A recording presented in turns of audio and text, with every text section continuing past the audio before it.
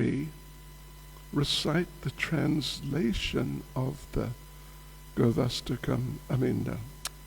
Damodarastakam prayers in the mornings, or we don't really do that.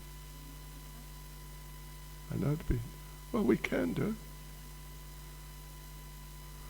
We will do. Where's a sheet? Just put a sheet here. I'll read it after Jairadhamadava, I guess. Just there.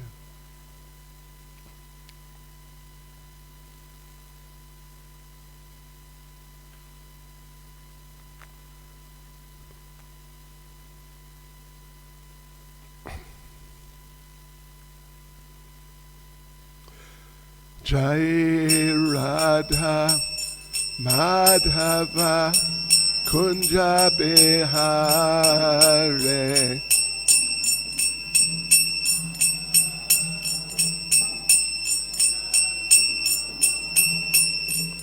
Jai Radha Madhava Kunja Bihare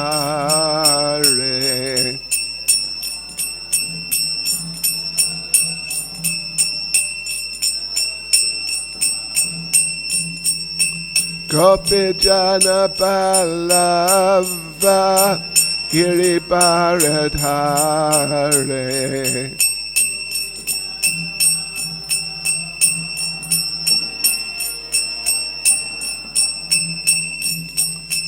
Gopi Jana Pallava Giribaradhare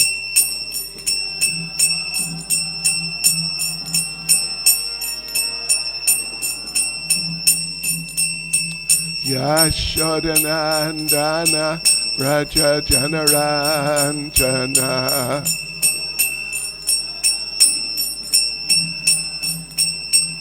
Yashodanandana Raja Janaranjana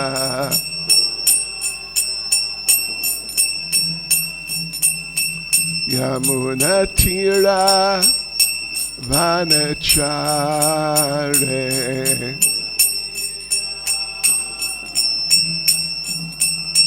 Yamuna Tira Vanachare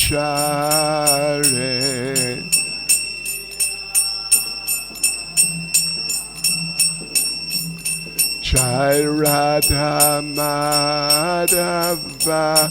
Kunja Bihare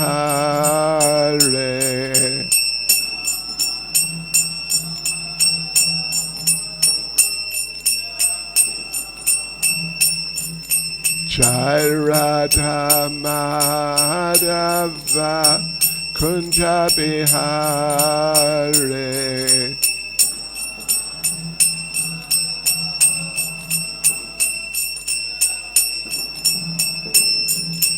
Gopi Jana Pallava Giribaradhare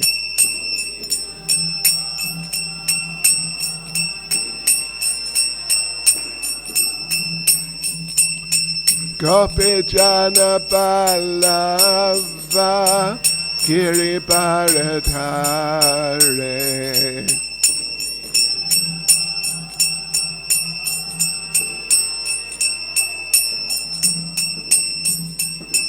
Yashodanandana Vraja Janaranjana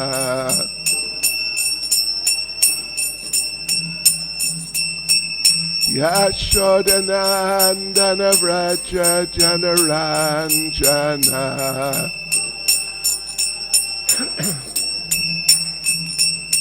Yamuna Tira Vanachare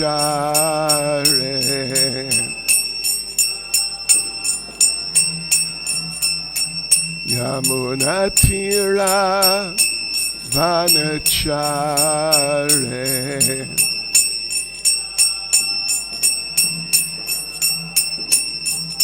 Jai Radha Madhava Kunja Bihare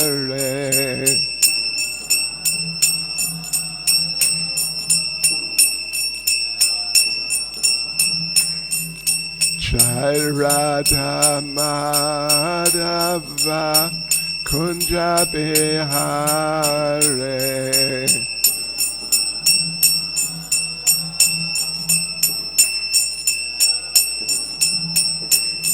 Jai Prabhupada, Jai Prabhupada, Prabhupada, Jai Prabhupada.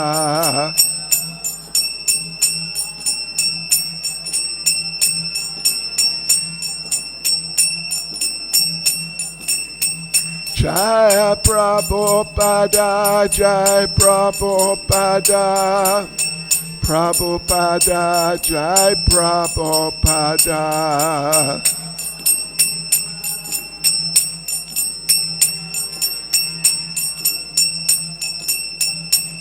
Jai Jai Prabhupada, Prabhupada, Prabhupada, Prabhupada.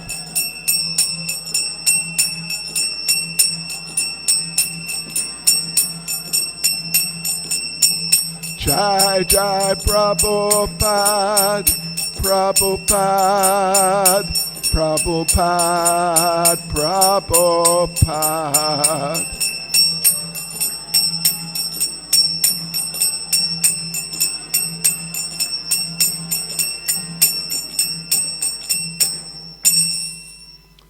Jai Vishnupad Paramahansa Parivrajacharya Srimad. His Divine Grace, A.C. Bhaktivedanta Swami Srila Prabhupada ki. ISKCON's founder Acharya Srila Prabhupada ki. Grantaraj Srimad Bhagavatam ki. Sri Sri Radha Radhanath ki. Sri Giri Govardhan ki. Sri Caitanya Mahaprabhu ki. Sri Chaitanya Mahaprabhu ki, Srila Prabhupada ki, Sri Harinam Sankirtan ki, Shri Radha Damodar ki, Kartik Vrata ki, Gaur Premanande, all glories to their Samo devotees, all glories to their Samo devotees, all glories to their Samo devotees. All glories to Sri Guru and Sri Gauranga. All glories to Srila Prabhupada. What I'd suggest, if generally we want to read the translation, I'd suggest we do it before Jai Radha Madhava. Because then it's like a switch into a different type of program, so to speak. But anyway, I'll just read it now. To the Supreme Controller who possesses an eternal form of blissful knowledge, whose glistening earrings swing to and fro, who manifested himself in Gokula, who stole the butter that the gopis kept hanging from the rafters of their storerooms, and who then quickly jumped up and ran in retreat in fear of Mother Yashoda, but was ultimately caught. To that Supreme Lord Sri Damodar, I offer my humble obeisances. Upon seeing his mother's whipping stick, he cried and rubbed his eyes again and again with his two lotus hands. His eyes were fearful and his breathing quick, and as Mother Yashoda bound his belly with ropes, he shivered in fright and his pearl necklace shook. To this Supreme Lord Sri Damodar, I offer my humble obeisances. Those super excellent pastimes of Lord Krishna's babyhood drowned the inhabitants of Gokula in pools of ecstasy. To the devotees who are attracted only to his majestic aspect of Narayan and Vaikuntha, the Lord herein reveals, I am conquered and overwhelmed by pure, loving devotion. To the Supreme Lord Damodar, my obeisances hundreds and hundreds of times. O Lord, although you're able to give all kinds of benedictions, I do not pray to you for liberation, nor eternal life in Vaikuntha, nor any other boon. My only prayer is that your childhood pastimes may constantly appear in my mind. O Lord, I do not even want to know your feature of Paramatma. I simply wish that your childhood pastimes may ever be enacted in my heart.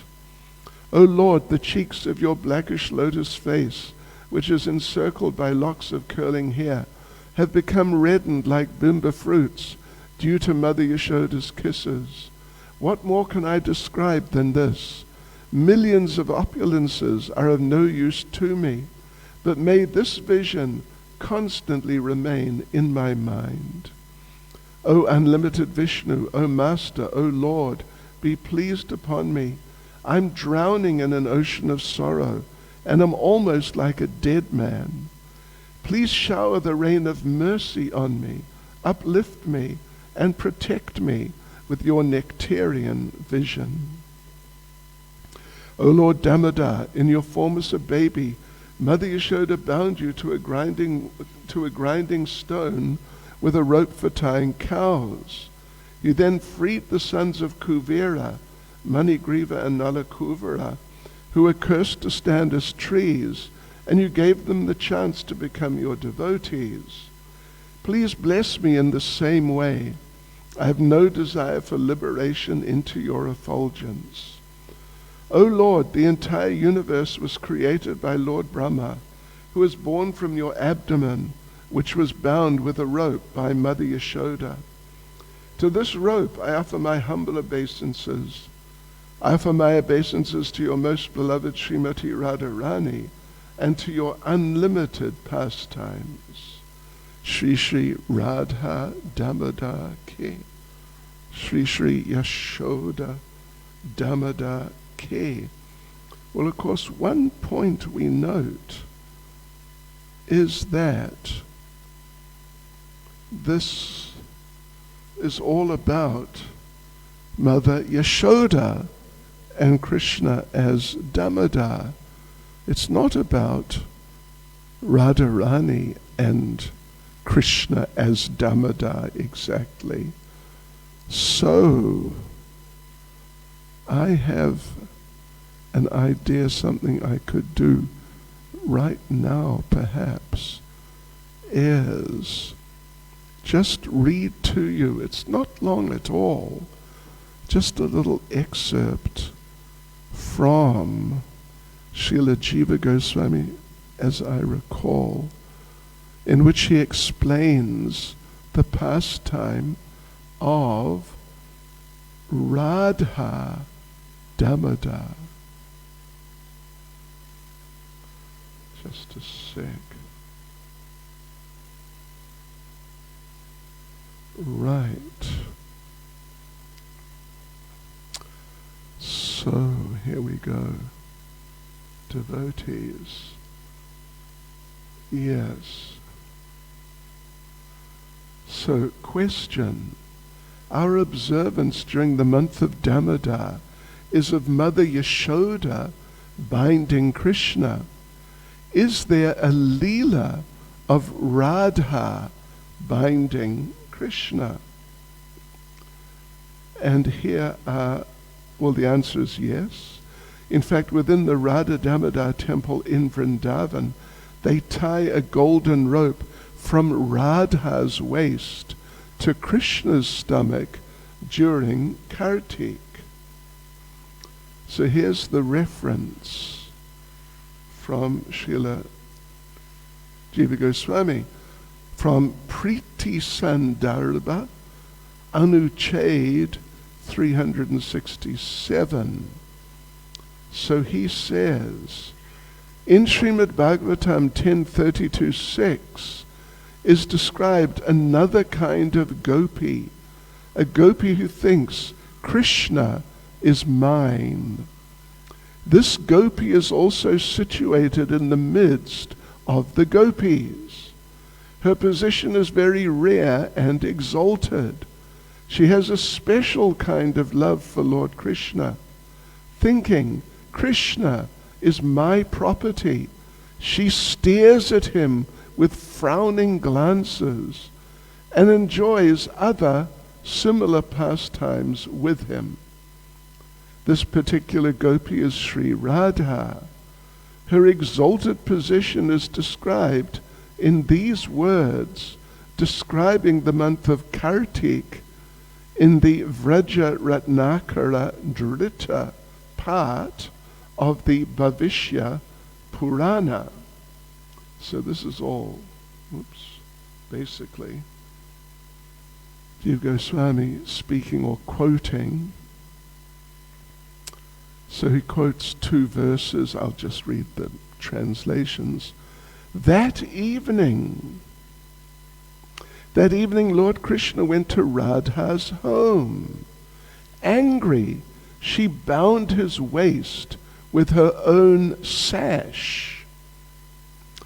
Telling her about a great festival at his home, Lord Krishna pacified his beloved Radha, and she set him free.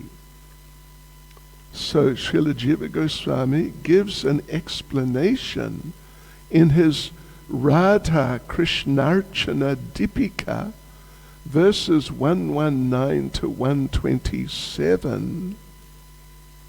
Yeah.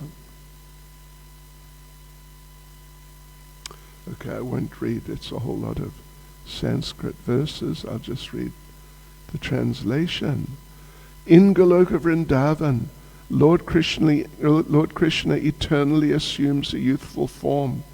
In this form, he enjoys in various ways along with his beloved Srimati Radhika. Once, during the Kartik month, he stayed home to celebrate a festival arranged by Purnamasi. Due to the festivities that day, he arrived late at night to meet Srimati Radhika. In a state of anger, she tied him up using her waistband as a rope. Krishna then narrated everything that had taken place at his home that caused the delay. This story appeased her, after which Krishna said to her, O slender-waisted Radhika, I am most satisfied by this action of yours in binding me lovingly by your waistband.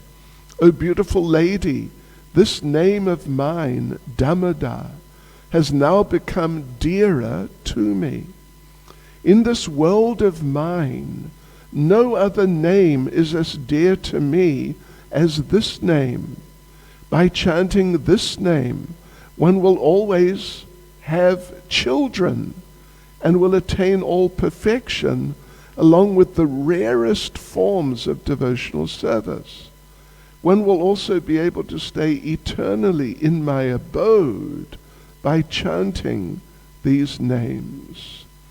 In the near future, when Mother Yashoda will bind me to the mortar, this name of mine will be manifest in the material world.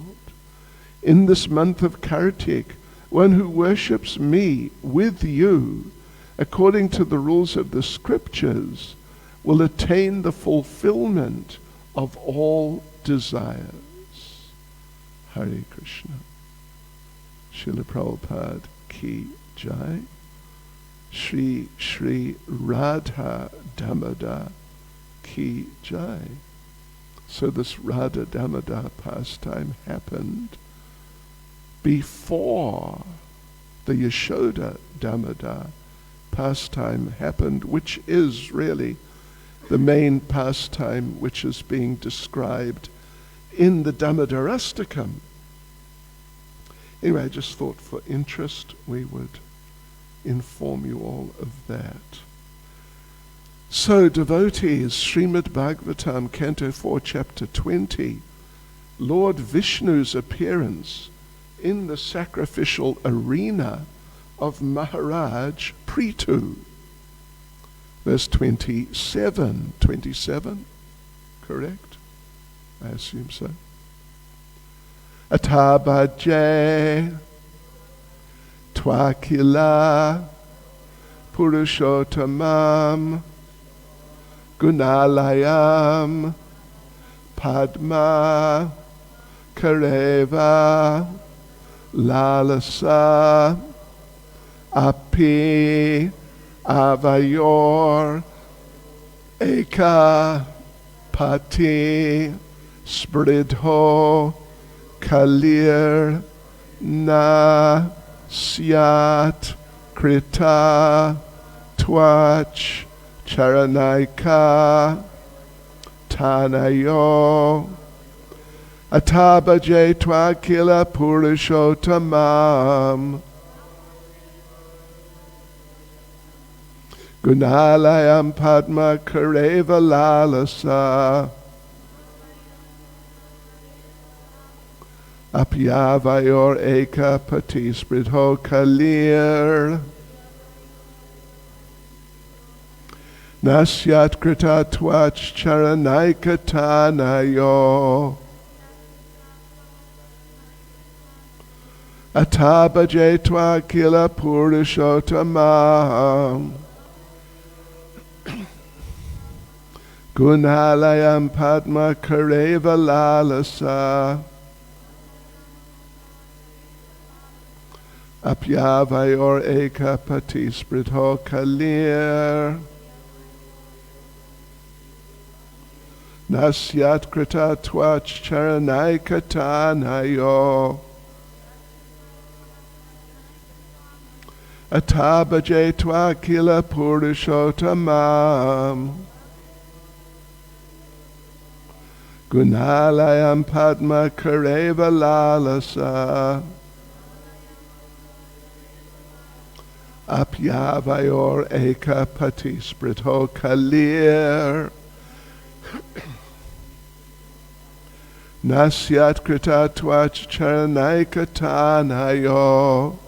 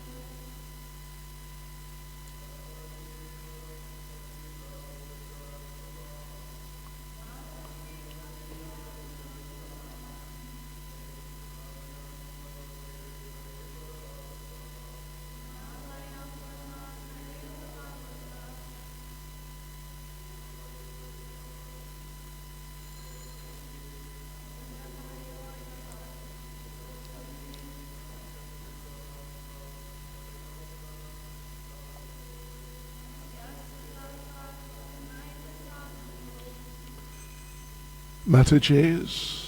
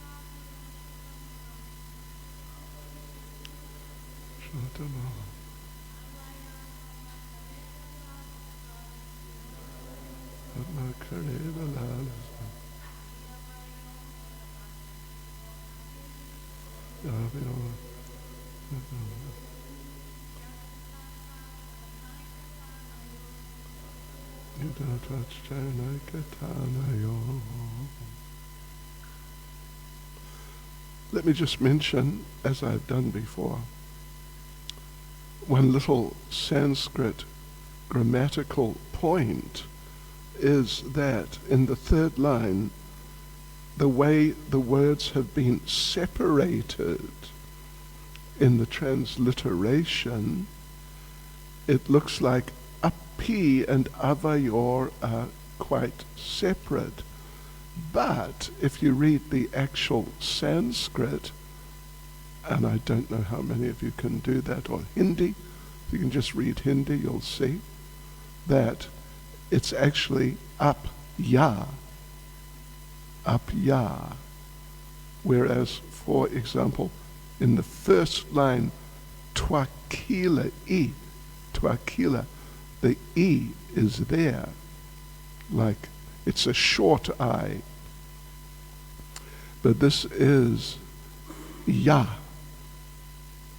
with the A lengthened to ya. Anyway, Haribol. Good luck with Sanskrit. But it's interesting. Yes, okay, devotees. But I must say, this phenomenon of Y, and then the next letter, the first as the last letter, but next letter, first letter of the next word being A, it's always Ya. It's not E-A. Does that make sense? Haribol. Yes, okay, word for word. Atta, therefore, Abhajay, I shall engage in devotional service. Twa, unto you. Akila, all-inclusive. Purusha Uttamam, the Supreme Personality of Godhead.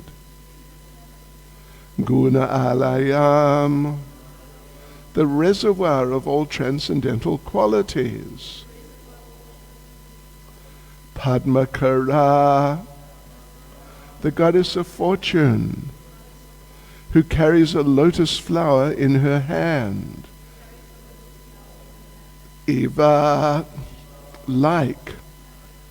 Lalasa, being desirous. Api, indeed. Avayo, of Lakshmi and me. Ekapati, one master. Spridho, competing. Kali, quarrel. Na, not. Syat, may take place. Krita, having done. Twacharana, unto your lotus feet. Ekatanayo, one attention. Translation. And of course this is King Prithu speaking, addressing the Supreme Lord who has just appeared there just a few verses before, like 3 or 4 verses before, at the place of his sacrificial arena. So King Prithu says, now I wish to engage in the service of the lotus feet of the Supreme Personality of Godhead, and to serve just like the goddess of fortune, who carries a lotus flower in her hand, because his lordship, the Supreme Personality of Godhead, is the reservoir of all transcendental qualities. I'm afraid that the goddess of fortune and I would quarrel, because both of us would be attentively engaged in the same service. Purport by Srila Prabhupada. And it's a bit of a, anyway, a little bit lengthy purport, not too long, but more than usual. The Lord is here addressed as Akhila Purushottama, the Supreme Personality of Godhead, Lord of the entire creation. Purusha means the enjoyer, and Uttama means the best. There are different kinds of Purushas, or enjoyers, within the universe. Generally, they can be divided into 3 classes: those who are conditioned, those who are liberated, and those who are eternal. In the Vedas, the Supreme Lord is called the Supreme Eternal of all eternals, Nityo Nityanam. Both the Supreme Personality of Godhead and the living entities are eternal.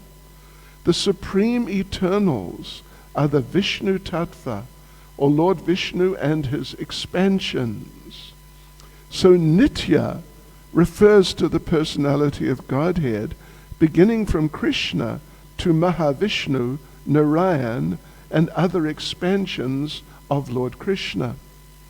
As stated in the Brahma Samhita, Ramadi Murtishu, there are millions and trillions of expansions of Lord Vishnu as Rama, Nrsimha, Varaha, and other incarnations. All of them are called eternals. The word mukta refers to the living entities who never come within this material world. Literally it means liberated. The Buddhas are those living entities who are almost eternally living within this material world. The Buddhas are struggling very hard within this material world to become free from the threefold miseries of material nature and to enjoy life, whereas the muktas are already liberated. They never come into this material world. Lord Vishnu is the master of this material world, and there's no question of him being controlled by material nature. Consequently, Lord Vishnu is addressed here as Purushottama, the best of all living entities, namely Vishnu Tattvas and Jiva Tattvas. It is a great offense, therefore, to compare Lord Vishnu and the Jiva Tattva, or consider them on an equal level. The Mayavadi philosophers equalize the Jivas and the Supreme Lord and consider them to be one. But that is the greatest offense to the lotus feet of Lord Vishnu. Here in the material world, we have practical experience that a superior person is worshipped by an inferior one.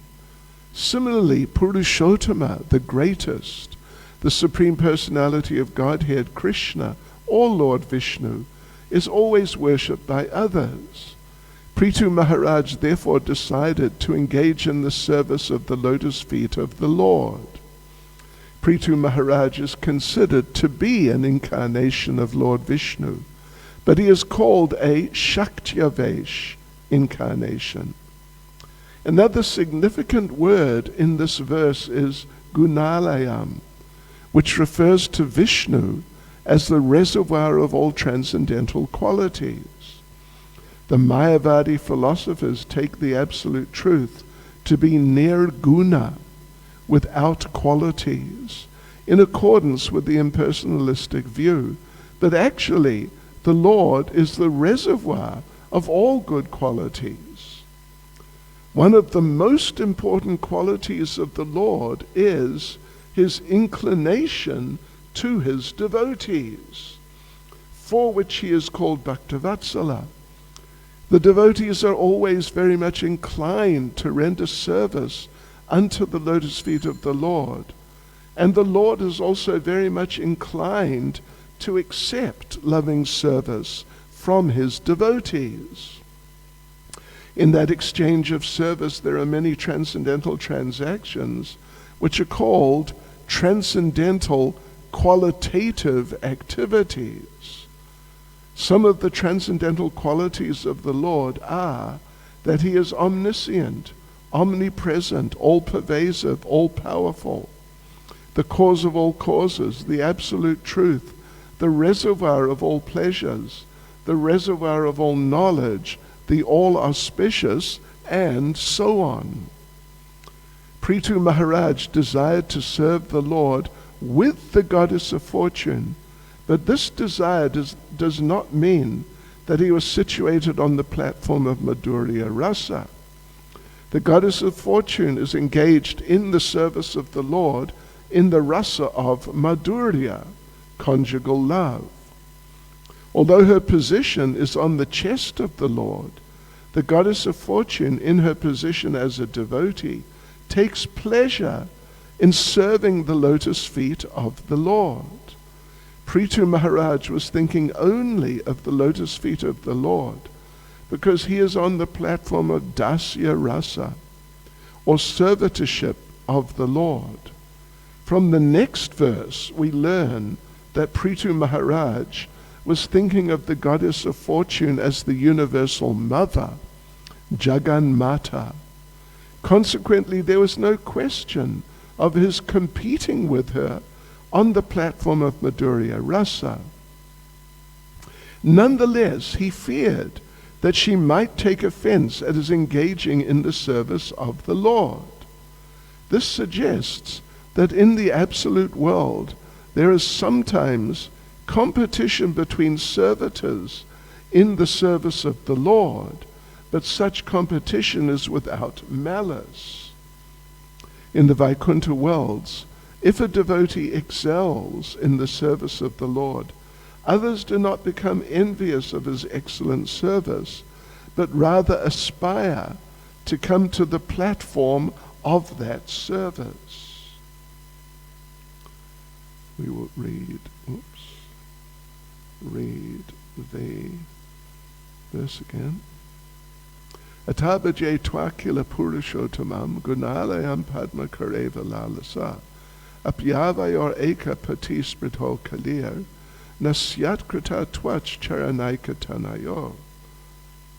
Translation: Now I wish to engage in the service of the lotus feet of the Supreme Personality of Godhead, and to serve him just like the goddess of fortune who carries a lotus flower in her hand, because his lordship, the Supreme Personality of Godhead, is the reservoir of all transcendental qualities.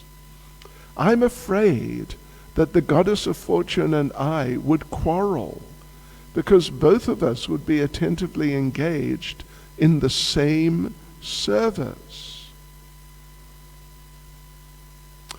Nama Om Vishnupadaya Krishna Prestaya Bhutale Srimad Bhakti Vedanta Swami Niti Namane Namaste Saraswati Deve Gauravani Pracharane Nirvishesha Shunyavadi Paschatya Deshatarane Sri Krishna Caitanya Prabhu Nityananda Sri Advaita Gadadhar Shivasni Gaura Bhakta Vrinda Hare Krishna Krishna Krishna Hare Hare Hare Rama Rama Rama Hare Hare Vanchakalpatarubhyas cha kripa sindubhya eva cha patitanam pavanebhyo vaishnavebhyo namo namaha.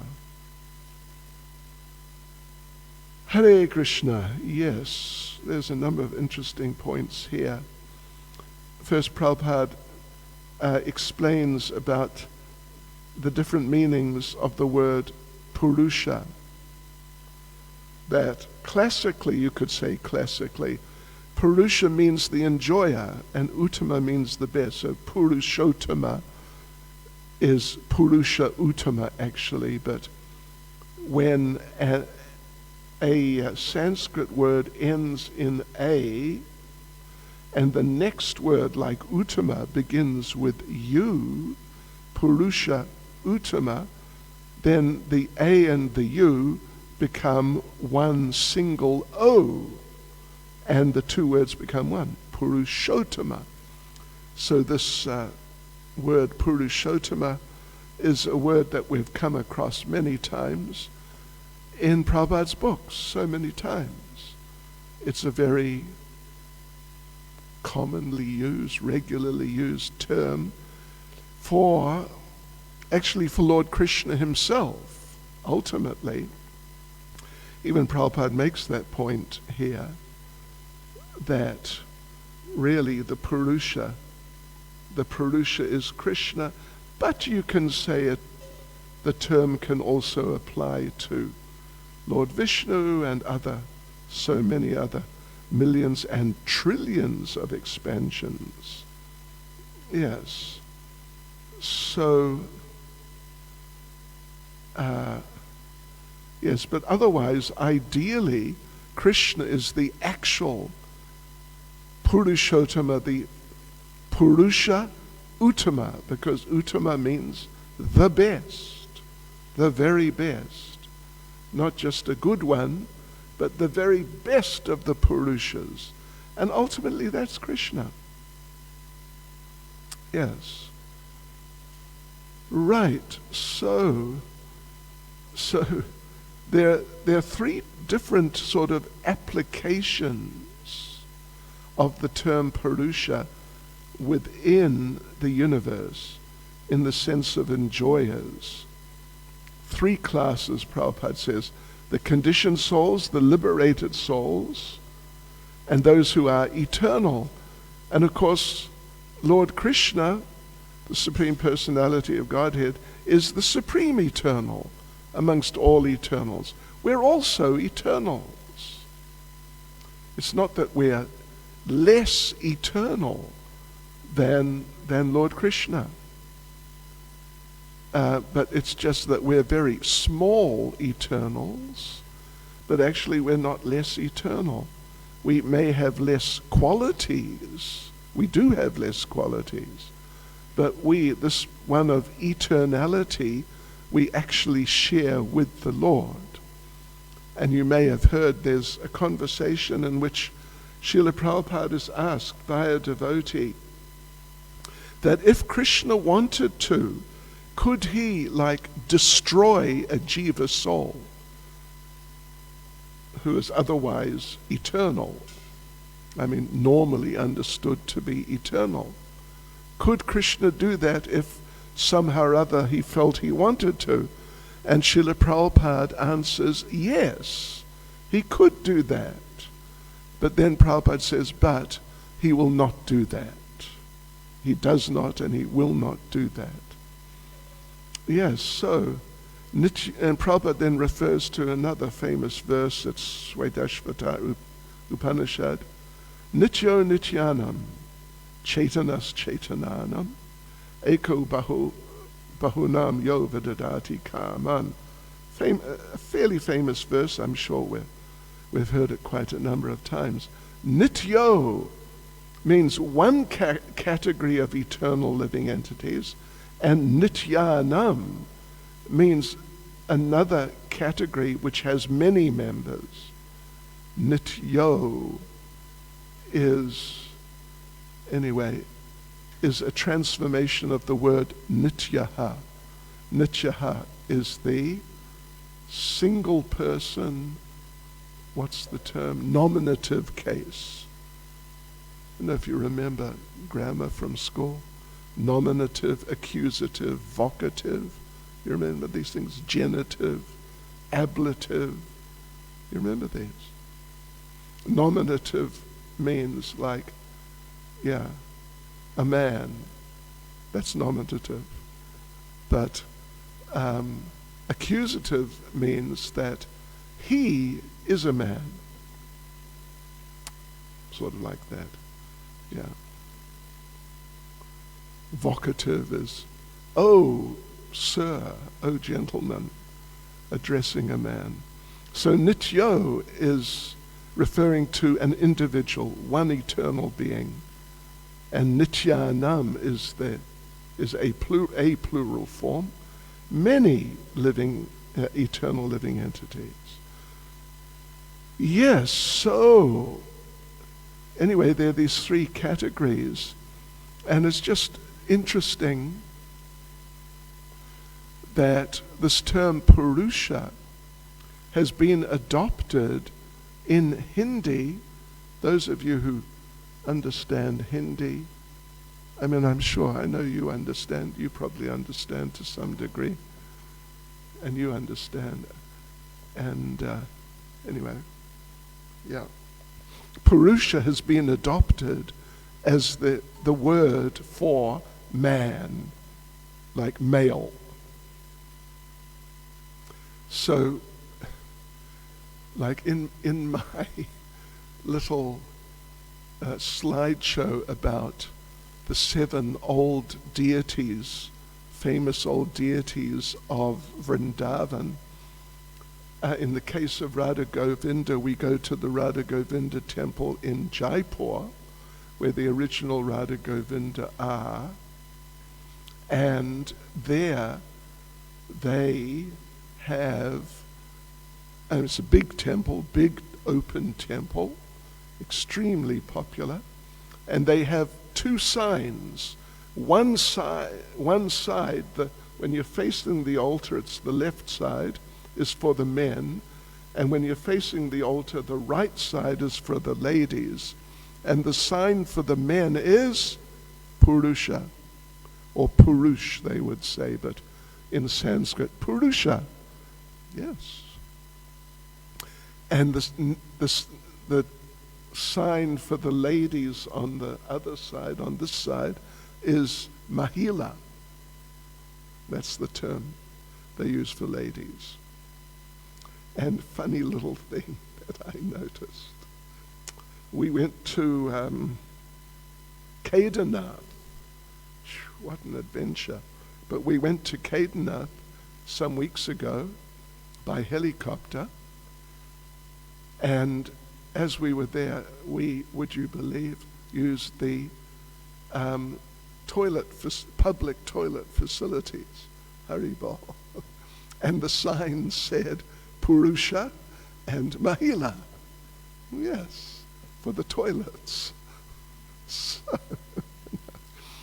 So, but otherwise, this term Purusha means the enjoyer. Really, that's like there are a number of meanings, as is the case with many Sanskrit words, but really speaking, the ultimate meaning is the enjoyer. Yeah. But males are traditionally considered to be, superior in Indian culture, so therefore the males are called Purushas. Yes, right. So but there are those who are conditioned, then those who are liberated, those who are eternal. So the Lord, of course, is the chief of the eternals, and the very advanced devotees. Well, the term mukta, Prabhupada explains, it refers to the eternal living entities who never come to this material world.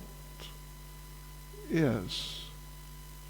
Whereas the badhas are those who, nitya badha is the term we come across usually. Nitya badha, referring to those who are living within the material world. Literally, nitya badha means eternally conditioned. But, interestingly enough, did you sort of catch the way Prabhupada explained that in the purport? The badhas are those living entities who are almost eternally living within this material world.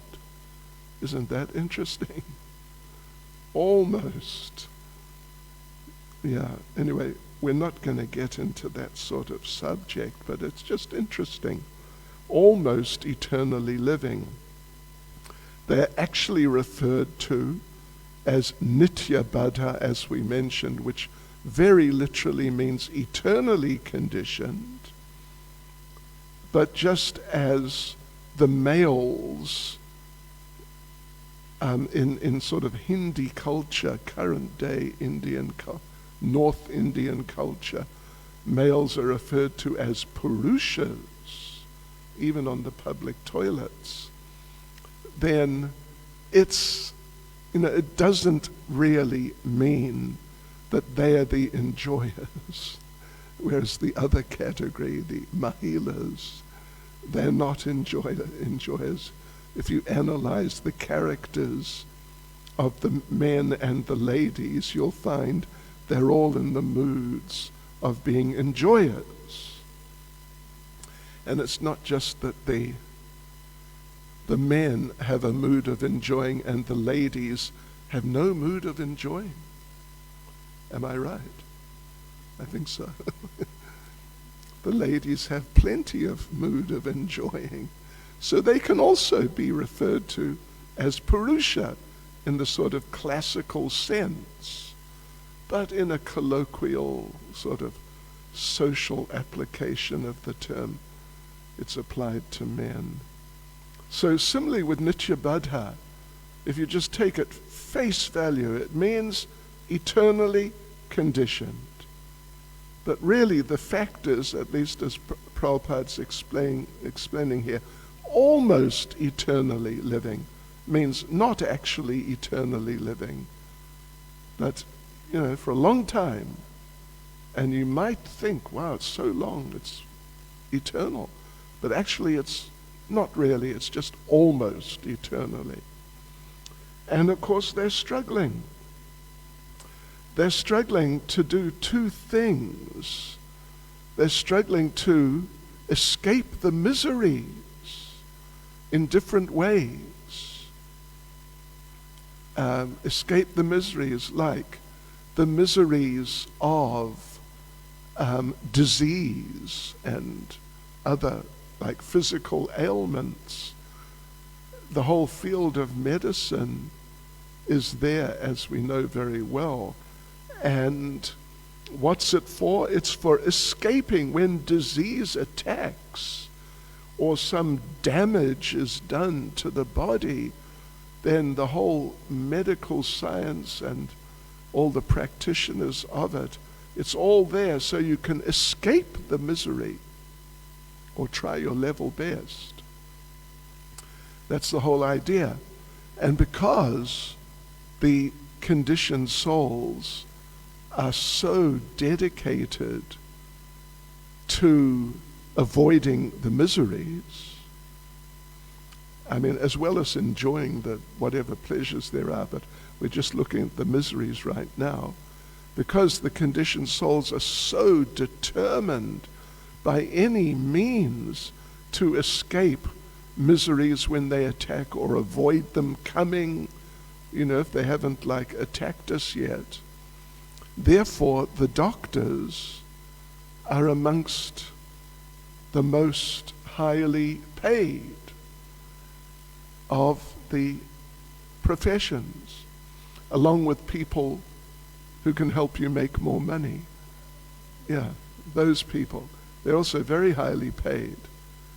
But the doctors, in a place like America, they are very highly paid, extremely highly paid. But traditionally, in Vedic culture, a doctor is a Sudra. Doctors are Sudras. We see that in the description of Murari Gupta in Caitanya Charitamrita, Chaitanya Bhagavat, these literatures, that Murari Gupta was a doctor. But Prabhupada even gives, not a lengthy description, but he gives a little description of how Murari Gupta, even though his family had been a Brahmin family, when they were engaged actively in Brahminical activities, but when they started giving medical treatments, then they became sort of allocated to a different caste, and they became considered Sudras. Yeah, although they kept the same family name, but because they changed their occupation, they were now considered Sudras. But of course, Lord Chaitanya considered Murari Gupta the best of the doctors, because along with curing people's physical diseases, he would cure the spiritual disease. Means he would preach to them and make them into devotees, and therefore their materially conditioned position would be remedied.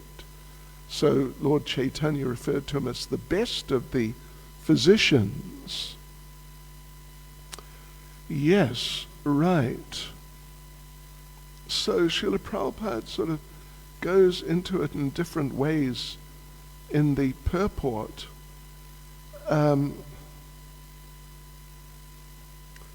Yes, that Prabhupada makes the point, it's a great offense to compare the Vishnu Tattva and Jiva Tattva, because Jiva Tattva are also eternal persons. Yeah, but still it's a great offense to compare them like they're actually the same.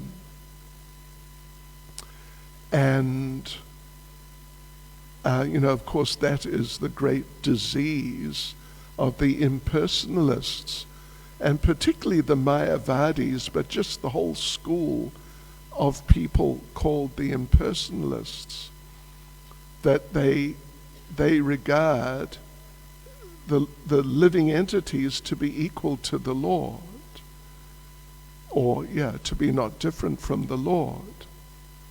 And I remember once one of our devotees, you may know Ratim Krishna Prabhu, he was a devotee, but his parents had not yet become devotees.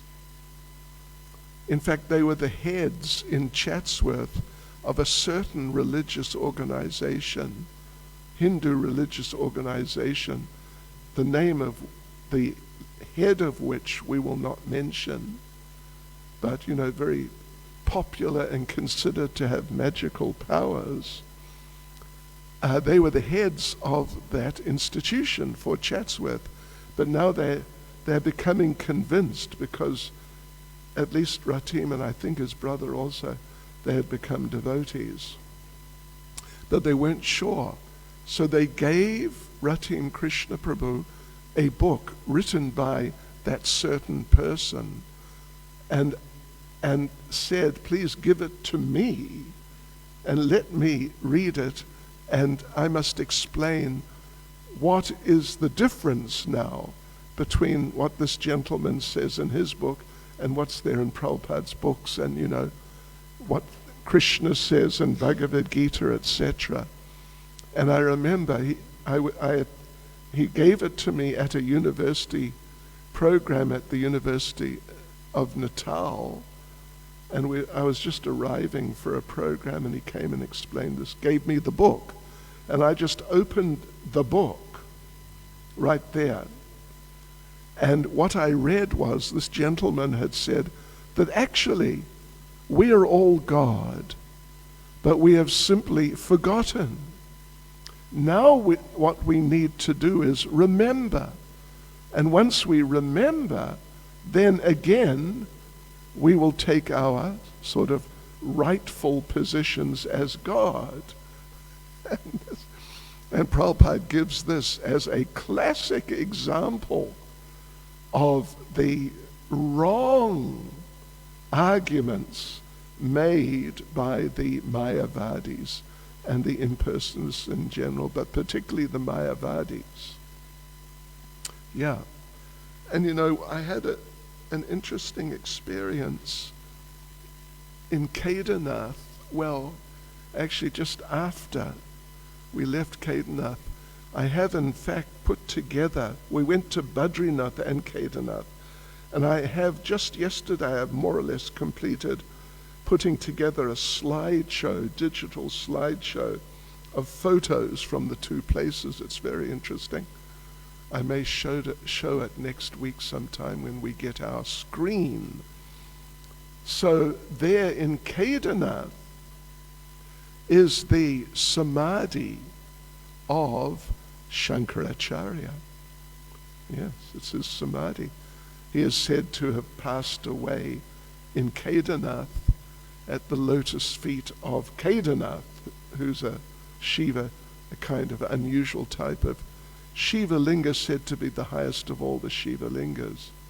So apparently he passed away And so his samadhi is there. I mean, his samadhi has been there for hundreds of years.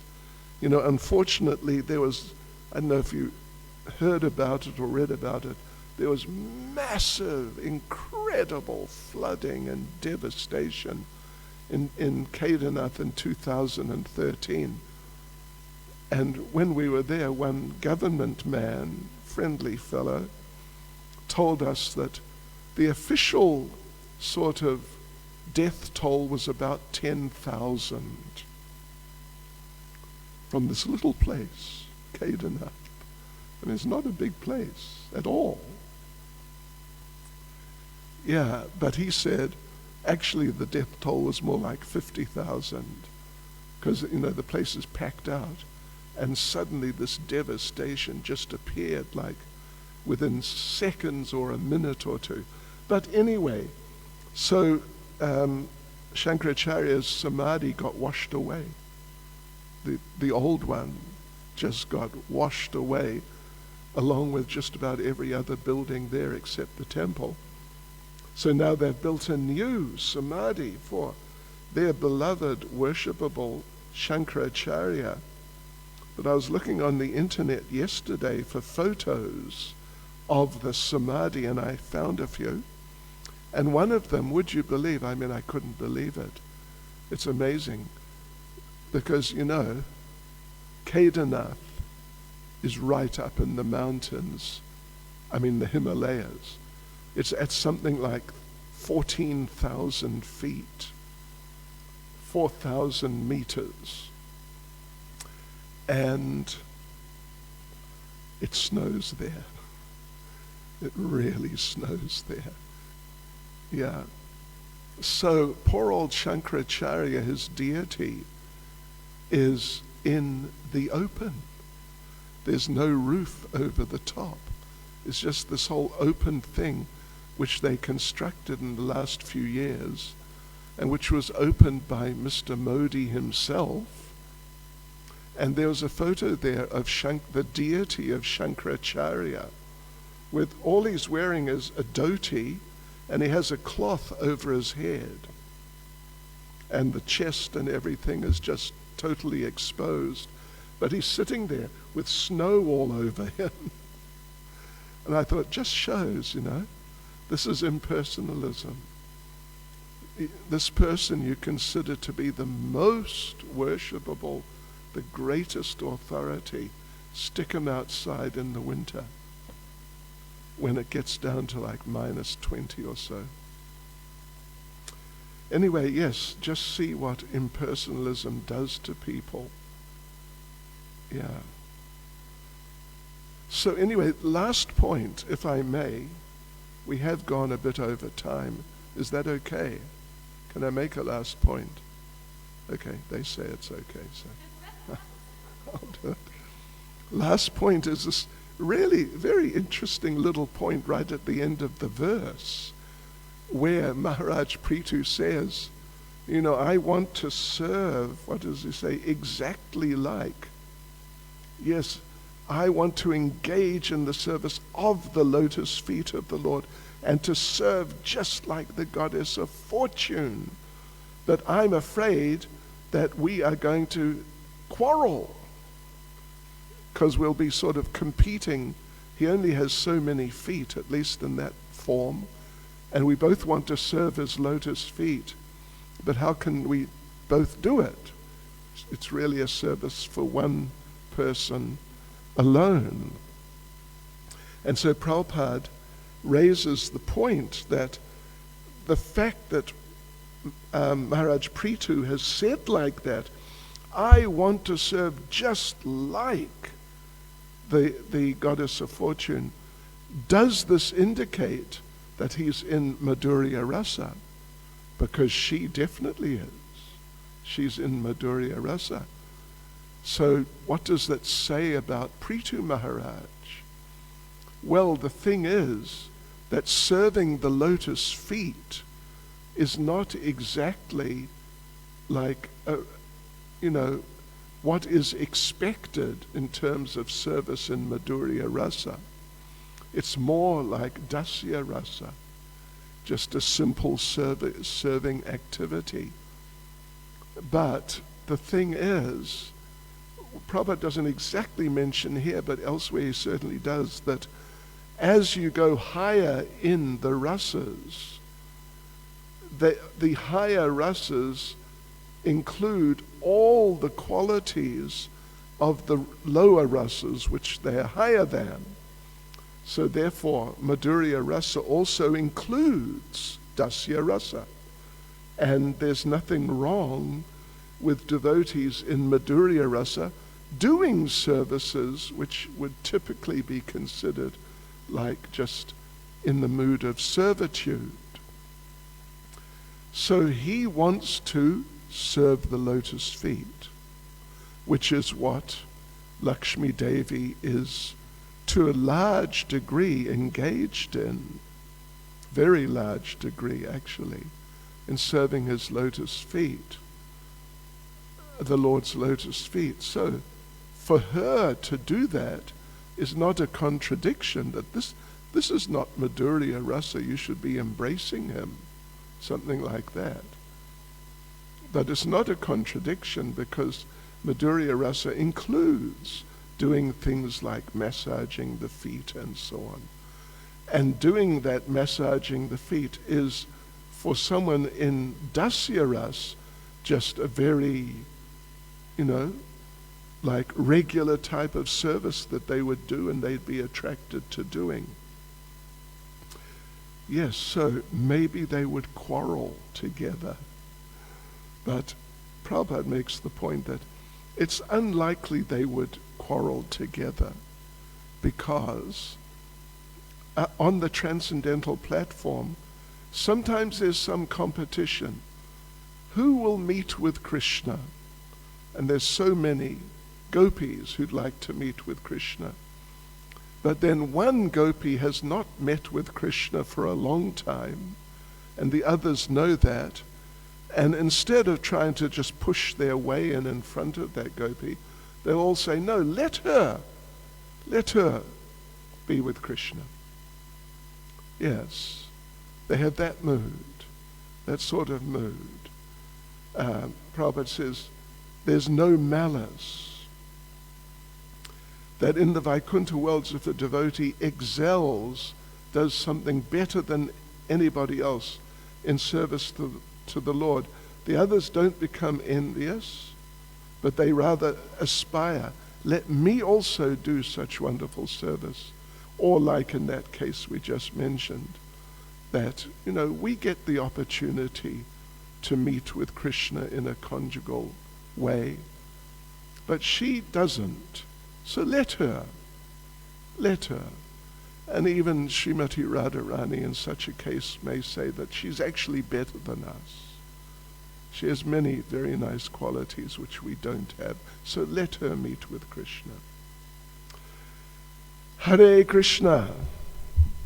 Any comments or questions? Ram Vijay Prabhu. Hare Krishna Maharaj, thank you so much. Just two small comments, or maybe you could clarify. I noticed also that the word Purusha is translated as male in Bhagavatam. Many times Prabhupada translates it. Right. It doesn't seem to be only a Hindi kind of thing. And this mood of Prithu Maharaj wanting to serve like Lakshmi Devi, I can't remember where I heard it, but we are taught in Krishna consciousness that when we're doing service, we should never think of trying to serve like someone, like Mother Yashoda, Nanda Maharaj. We should always be looking at trying to assist, and that's the better mood to have. Would you comment on that? Yeah, okay. It's the point there is that we should not try to become Mother Yashoda, rather than we should not serve in a parental type of way. No. If devotees, if that's their eternal transcendental nature, then they must try to serve in that way, but they must try to learn from someone like Mother Yashoda. And so therefore, in, that very elevated form of sadhana bhakti, the devotee takes shelter of, if they're in a parental mood, someone like Mother Yashoda, maybe Nanda Maharaj, or someone like that. Or if their nature is conjugal, that is just sort of coming out, but they can see, actually, I have a conjugal relationship, in fact. Then they take shelter of Srimati Radharani or Lalita or Vishaka. Yeah, like that. And they try to learn by following in the footsteps, which is different from like imitating. Is that okay? Use the mic? Or is it not working? So using that principle, shouldn't Prithu Maharaj have been wanting to follow in the footsteps of Lakshmi Devi? Or rather than... We would expect that. Anyway, maybe he's being light-hearted about it, something like that. Because I'm sure he would not really try and sort of muscle in on her. Just step back. I am Purusha. I'm a man. You're, women, you have to take the back seat. So maybe he's being a little bit like that. Prabhupada makes reference of the next verse. Anyway, let's see. The next verse is actually talking about this very point. Basically, the relationship, between him and Lakshmi, seeing they both want to do this type of service. Any other comment or question? Jai Sachinandan Prabhu.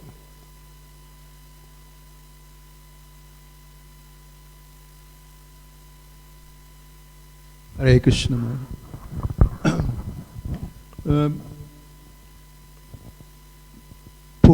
You mentioned about Purusha.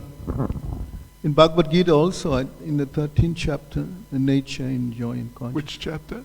Chapter 13. 13. Oh, I think it's 22. Krishna refers to the Purusha as, in Prabhupada translated as the soul. Prakriti Purusha, Isto, Stohi. Yeah. Then he speaks of another enjoy, Uparisantu Mantacha. Right. Yeah, well, here we are in the material world trying to enjoy. Yeah. And even whether we're male or female, everyone's trying to enjoy. And, and particularly nowadays, so particularly, the ladies are really coming forward as enjoyers. And, rejecting, or at least many of them, complaining about and rejecting the position of just being, sort of like just at home and taking, secondary positions. Did I interrupt you there? Or was that was it? And Ramujai's point about Yasoda, I don't know how true is this, but among the Gujarati community, they have Bal Gopal. They worship Bal Gopal. Right. And they don't celebrate Janmashtami at midnight. Say he's a baby, we can't keep him up too late. Right. Yeah, they just sleep. Well, it's sort of going a bit overboard, because they say when Krishna grew up, as he was growing up, he became sort of contaminated by association with the gopis. Yeah. Which is sort of, is it Vishnu Swami, I think? Their particular acharya, his idea. So therefore they worship Gopal because, he's pure. Yeah. Thank you. There are others who worship Laddu Gopal, Bal Gopal. It's not just the Gujaratis, but in sort of Hindu community, in the Western world, there are a lot of Gujaratis, but in India there's so many people who worship Ladhu Gopal, but they're not Gujaratis. And they also don't have the same philosophy. Now you'll find Ladhu Gopal, Bal Gopal on the same altar as Radha and Krishna. It's very common, very common. Amongst Gaudiya Vaishnavas, it's not uncommon at all. Hare Krishna, Srila Prabhupada ki jai.